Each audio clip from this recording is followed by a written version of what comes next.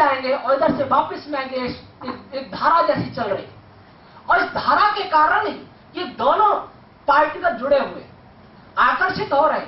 वैसे व्यवहारिक रूप में दुनिया का कोई भी दो पार्टिकल कभी मिल नहीं सकते।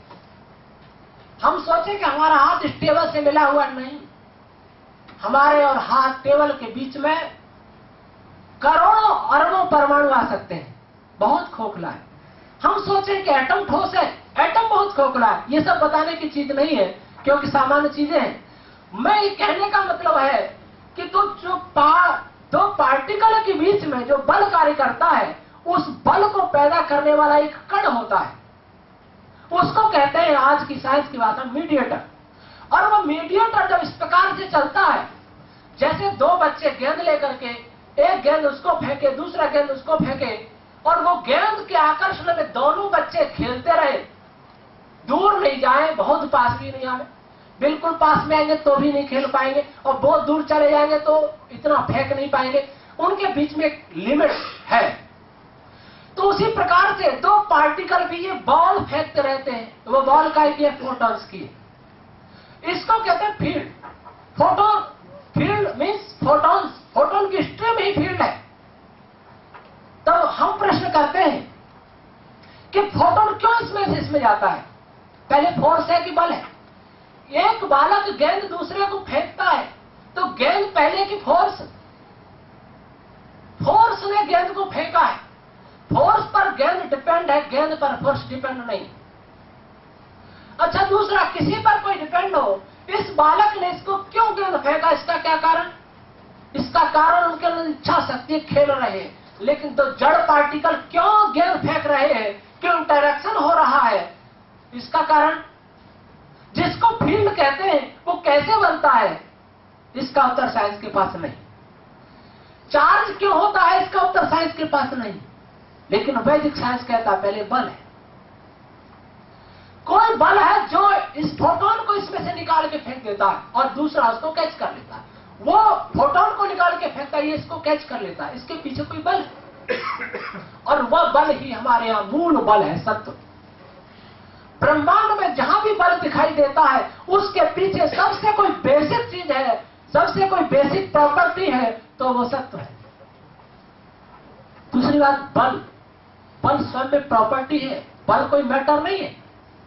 फाइनमैन, रिचर्ड बी फाइनमैन, जिनको 1965 में नोबेल पुरस्कार मिला पार्टिकल फिजिक्स पर, वो लिखते हैं कि बल क्या है नहीं जानते, बहुत कॉम्प्लिकेटेड चीज है। बस इतना जानते हैं कि बल किसी मैटर का गुण है, किसी से पैदा होता है, गुण है उसका। तो बल गुण साइंस भी मानता है और वेद भी, वैदिक साइंस भी सत्य को गुण मानता है।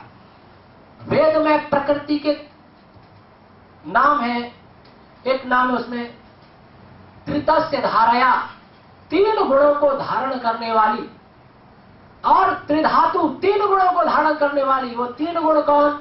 मास, फोर्स एंड मोशन। इसके अलावा कोई भी चौथा गुण ब्रह्मांड में होगा वो इस 3 में से ही कहीं से बनेगा। और सत्व से मतलब यह नहीं है कि सत्व कौन सा फोर्स है, न्यूक्लियर फोर्स है, वीक इंटरैक्शन है, ग्रेविटेशन फोर्स है, क्या है? इनमें से कोई फोर्स सत्व नहीं है। ये फोर्स सभी सत्व से पैदा होते हैं, लेकिन इनमें से कोई भी फोर्स सत्व नहीं है। सत्व सबसे बेसिक फोर्स है।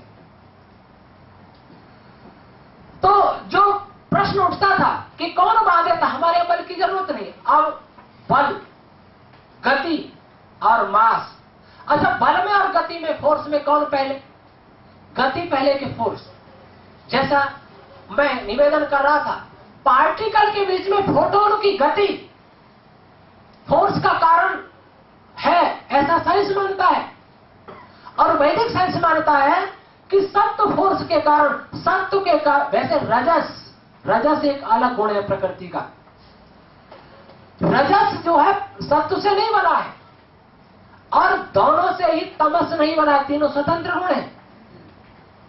लेकिन सबसे पहले पैदा कौन होता है? निरुक्त में कहा है सत्य को शुद्धम, शुद्धम। महर्षि दयानंद ने सत्यार्थ प्रकाश में कहा, सत्व मीन्स शुद्धम, रजस मीन्स मध्यम और तमस मीन्स जाटी। इसका अर्थ क्या हुआ? मध्य नाम है रजस का। तो ऋषि दयानंद कहना चाहते हैं कि सबसे पहले बल पैदा होता है, जिसके बाद ही कुछ आगे की कार्यवाही होती है। बल होने के बाद, इंटरेक्शन होने के बाद, उसके बाद मोशन पैदा होता है और दोनों के साथ साथ मास भी पैदा होता है। तो जो वैज्ञानिक मानते हैं, एक वैज्ञानिक यह भी मानता है कि जो मास इनफाइनाइट था, जीरो वॉल्यूम था, तो डेंसिटी क्या हुई? इनफाइनाइट। साइंस उस बिग बैंग से पहले की स्थिति में डेंसिटी मानता है इनफाइनाइट, और वैदिक फिलोसफी कहते हैं डेंसिटी जीरो था, क्योंकि mass zero means density zero, और मास अगर जीरो न भी हो तो वॉल्यूम जीरो, वॉल्यूम इनफाइनाइट, तो भी डेंसिटी जीरो। तो डेंसिटी जीरो था, उस समय कोई घनत्व नहीं था। और इसके लिए ऋग्वेद में एक शब्द आता है आभू तच्छेना, दो शब्द आते हैं, आभू और तच्छेना। कैसा था ये मेटल? आभू, व्यापक था, सब जगह व्यापक था। तच्छेना, इसका अर्थ कुछ आर्य विद्वानों ने किया तुच्छ सा, लेकिन ऐसा मुझे लगता है कि तच्छ का अर्थ है विरल, बहुत ज्यादा बिखरा, इतना बिखरा कि जिसको न तो ये कह सकते कि ये स्पेस खाली था और न ये कह सकते कि स्पेस भरा था। आज सारा स्पेस भले ही लोकांतरों से बहुत खाली स्थान है, लेकिन ऐसा स्थान इस ब्रह्मांड में नहीं होगा जहां कुछ भी नहीं है, केवल स्पेस है, वहां रेडिएशन तो होगा ही।